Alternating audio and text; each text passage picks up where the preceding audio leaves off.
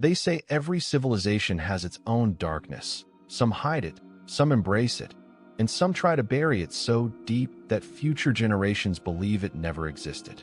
But this story is different, because this isn't about a king, or a war, or even a tyrant.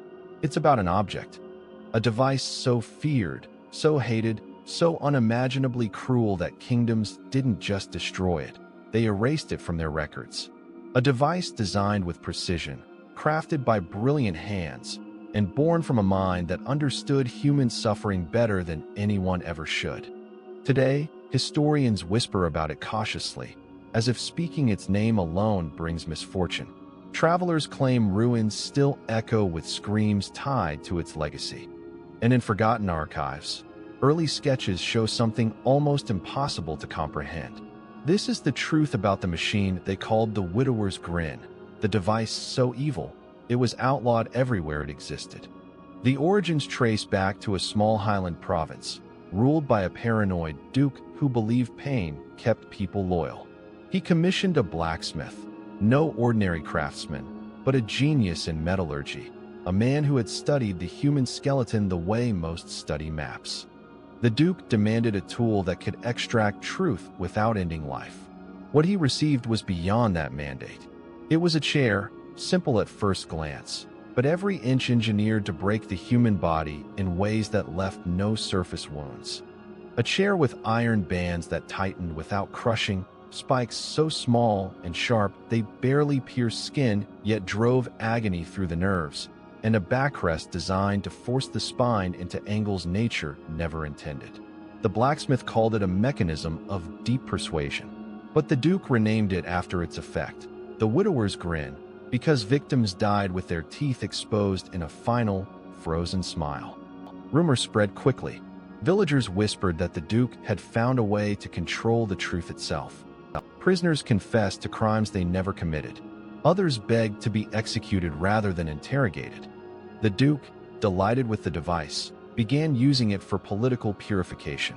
Merchants who refused to pay higher taxes suddenly admitted treason.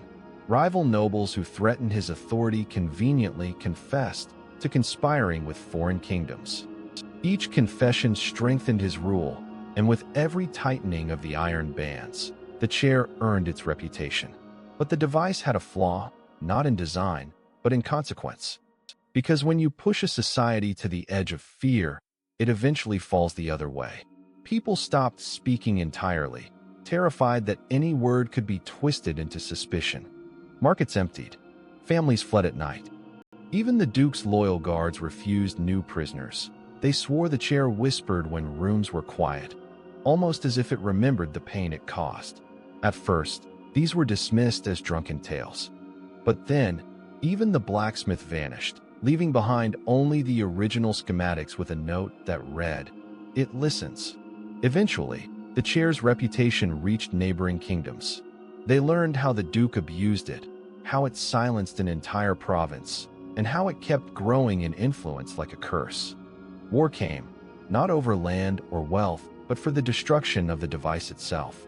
The duke's castle fell in 3 days. His treasury was looted, his banners burned, but the armies found something strange when they reached the dungeon. The chair was gone. The duke vanished with it. Some claimed he tried to escape. Others insisted he refused to abandon his creation. All that remained was a room carved with claw marks on the stone, as if someone, or something, had been dragged away. Over centuries, stories surfaced from distant regions. A traveling merchant claimed to see a chair in the back of a caravan, covered in tarps, the wood stained dark. A soldier reported that his commander used an old persuasion seat, suspiciously similar in design. Even monks wrote in their journals about a mysterious artifact locked beneath their monastery, forbidden to be touched by anyone, even the abbot. But every time it appeared, it vanished again, destroyed, stolen, or hidden, as if it refused to stay buried. By the time medieval kingdoms expanded into empires, royal courts realized the truth. The chair didn't just torture victims. It infected rulers with the illusion of absolute control. It offered confessions too easily. It made enemies appear everywhere. It turned leaders into tyrants, one interrogation at a time. And so, kingdom after kingdom outlawed it, not out of mercy, but out of fear that no throne was strong enough to resist its power. And then came the final chapter. A unified council of 6 kingdoms tracked the last known version of the chair to a fortress high in the north, belonging to a warlord who used it to force entire villages into submission. They launched a siege, not to conquer territory, but to destroy the device once and for all. When the fortress burned, soldiers swore they heard faint metal shrieking in the flames, like the chair itself was alive. Afterward, the council ordered every remaining design, sketch, and recorded description erased from history. Some say they succeeded. Others say they didn't. Because sometimes, late at night, archivists claim to hear scraping metal somewhere far below the floors, as if something old is being rolled across the stone. Today, only fragments of the story survive, half-burned manuscripts, forbidden sketches locked in vaults, and whispered legends historians refuse to confirm. But the truth is simpler and darker than any myth. The widower's grin didn't survive by chance. It survived because cruelty is timeless, and tools built for suffering always find new hands. And maybe that's why every kingdom banned it. Not because they feared what it did to victims, but because they feared what it turned rulers into. If you ever see an old iron chair in a forgotten cellar, a museum basement, or a locked storage room, walk away. Don't touch it. Don't examine it. Because history learned the hard way that some objects aren't cursed by spirits or demons. They're cursed by memory.